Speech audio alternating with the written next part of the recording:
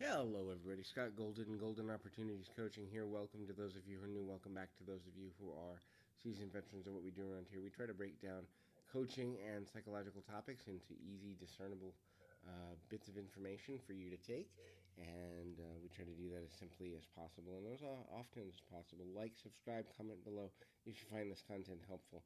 In any event, we're going to talk today about something that's really quite a phenomenon, and that is it possible that your parents, those people, they kind of give you life, can be causing your depression? What are some signs that your parents may be a lead cause of your depression? And there's a few things I want to go over with that. Now, please understand this isn't diagnostic. Number one, the diagnostic tools are broken anyway, so please don't let anyone diagnose you as broken because it's counterproductive and not very helpful.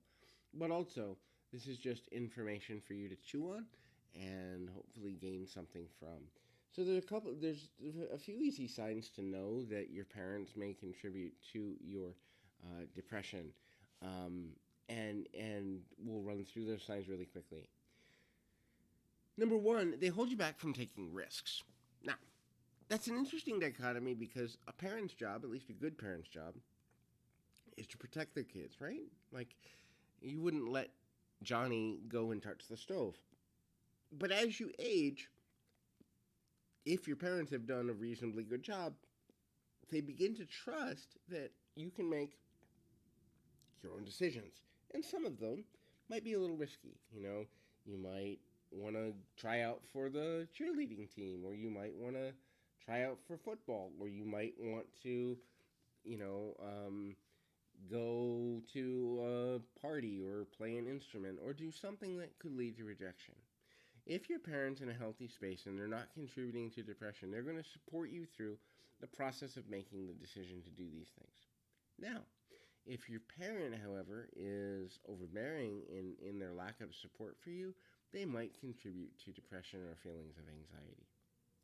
Next, pressure. They put pressure on you. Oftentimes, parents, especially parents who have children extremely young, will put pressure on their children to become what they couldn't.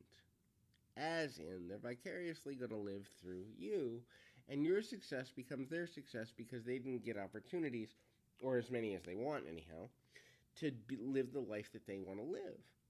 And so what happens is the pressure they put on you is, if you do this, I'll look good. If you say this, I'll look good. If you achieve this, I'll be made better. The world will see me differently. And if you're constantly feeling that pressure from your parents, chances are your depression is contributed to by them. Another thing, healthy parents invest in their children. And I'm not just talking financially, although financially can be part of it, but they're emotionally invested. They're physically invested, which means they're present to enjoy their kids. They are ready to have deep conversations, so they're emotionally invested in their children developing their own autonomy and their own identity. And they're physically invested, like they show up and spend time together. They're emotionally invested, as in they care what their kid thinks. If there is no investment from a parent in a relationship, then chances are that may be contributing in great part, or at least in little part, to the depression that a young person or even an adult child, right? Because here's a weird philosophy that I have. I think we're all children. Um, it's just some of us are grown and some of us are not, and some of us live as though we're still ungrown children, and some of us still allow our childlike sides and our inner child to come out and play. But there, even as you get older, you still have childlike moments, right? You ever see your grandma talk about her mom's chocolate chip cookies? And she gets that goofy look. It's like, hey, I remember. That's the release of the inner child. And so we all are still children in some ways, on some days, and that's okay. But if you can't be because you don't feel your parent is invested and you have to perform for them, they may contribute to your depression or other emotional imbalance challenges. The next thing that's there is, when you're around your parents, do your moods change constantly? Do you feel like you're on an emotional roller coaster? Are you happy to see them until they walk through the door and then you're like, please go away? Are you excited to see them until you begin to talk to them and then you get nervous because you're afraid to say or do the wrong thing? Are you angry at having to see them and wish you didn't have to and wish you didn't have to be polite? Is your emotional state altered by the thought of even seeing them or interacting with them? If you answered yes to any of these questions, chances are they're at least contributing in part to your depression or mental emotional challenges. The last one is they don't help you with your goals or dreams.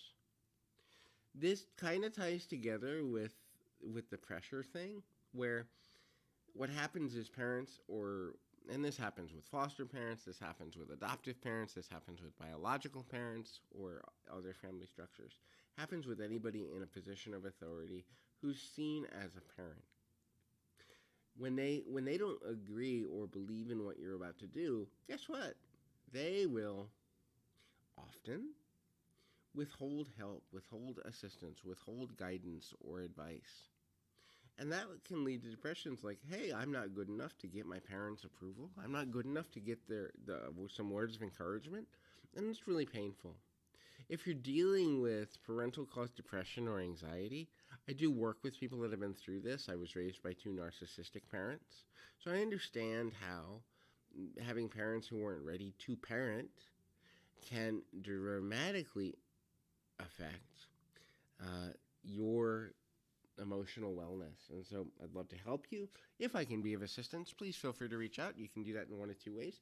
Right here on YouTube, there is a message box. You can use it, or you can send a message on Twitter at PO Perception. That's P as in Paul, O as in Oreo, Perception.